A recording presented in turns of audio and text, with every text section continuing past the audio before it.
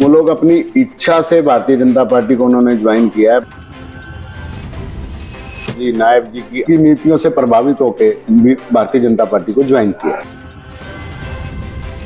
आपने देखा ही है कि पूरी की पूरी कांग्रेस मुक्त हो गया करनाल। नमस्कार, बी पॉजिटिव न्यूज में आज एक बार फिर से हमारे साथ भाजपा के जिला अध्यक्ष ब्रिज गुप्ता जी हैं। इस समय निकाय चुनाव जोरों पे है और करनाल की राजनीति गरमाई हुई। इस बीच कहा जा रहा है कि करनाल कांग्रेस में बड़ी भगदड़ मची है।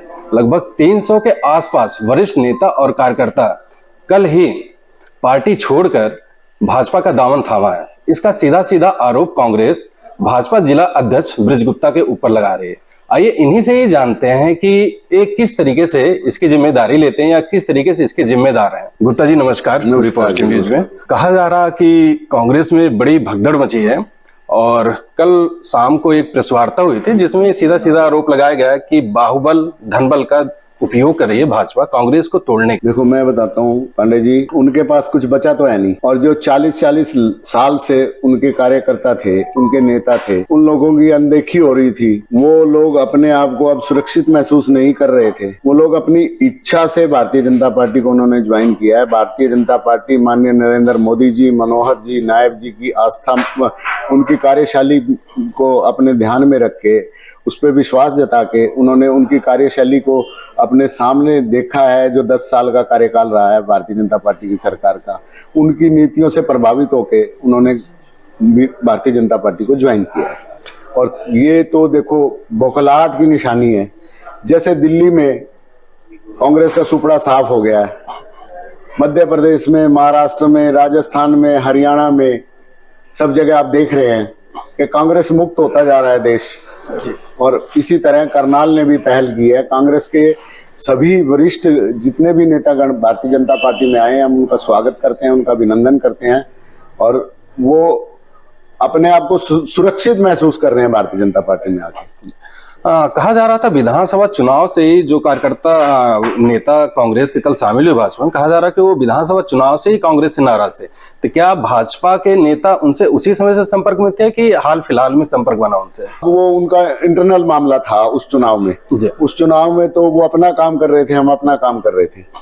वो लोग कहीं ना कहीं उस चुनाव में भी उन लोगों की अनदेखी हुई है और उस चुनाव में जो अनदेखी हुई है उसका भी एक परिणाम है कि जो वो लोग इस बार जो है ना उन्होंने कांग्रेस को बिल्कुल त्याग ही दिया है।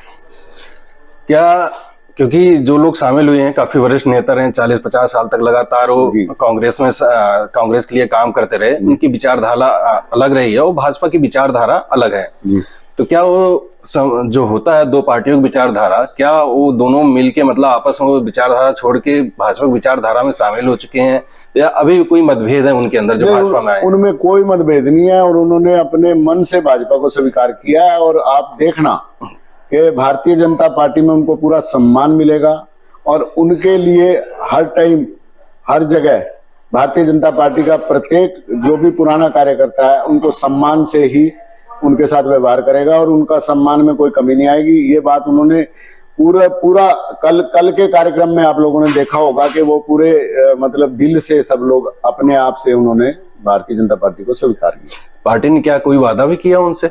नहीं, ऐसा कोई वादा नहीं। भारतीय जनता पार्टी तो कोई कंडीशनल कोई काम होता ही नहीं हमारी पार्टी में।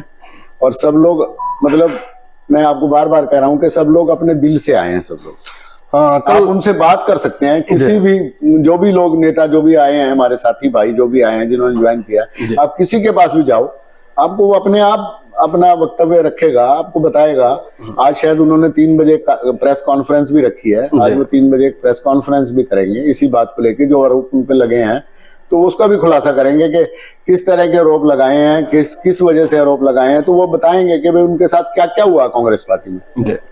कल सीएम साहब का एक बयान आया था कि करनाल में कांग्रेस साफ हो चुकी है, इसमें कितनी सच्चाई है? क्या तो आपके सामने अभी कल आपने देखा ही है कि पूरी की पूरी कांग्रेस मुक्त हो गया करनाल। हाँ, एक आखिरी प्रश्न था कि जो लोग आए हैं अभी भाजपा में ज्वाइन किए, क्या उनको लेके भाजपा के अंदर कोई मतभेद हो या कि मतलब कि नहीं, भारतीय जनता पार्टी का सभी कार्यकर्ता समर्पित कार्यकर्ता है।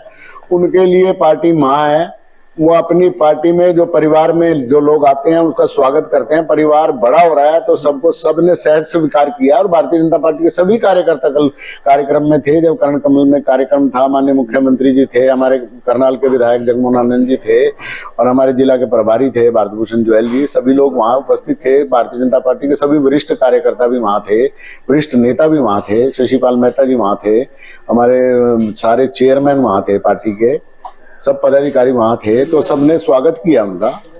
एक चुनाव को लेकर, निकाय चुनाव को लेकर क्या मनोहर लाल खट्टर जी और सीएम साहब दोनों लोग चुनाव प्रचार के लिए करनाल आएंगे, या मतलब कोई कार्यक्रम को लेकर कोई डिस्कस हुआ अभी?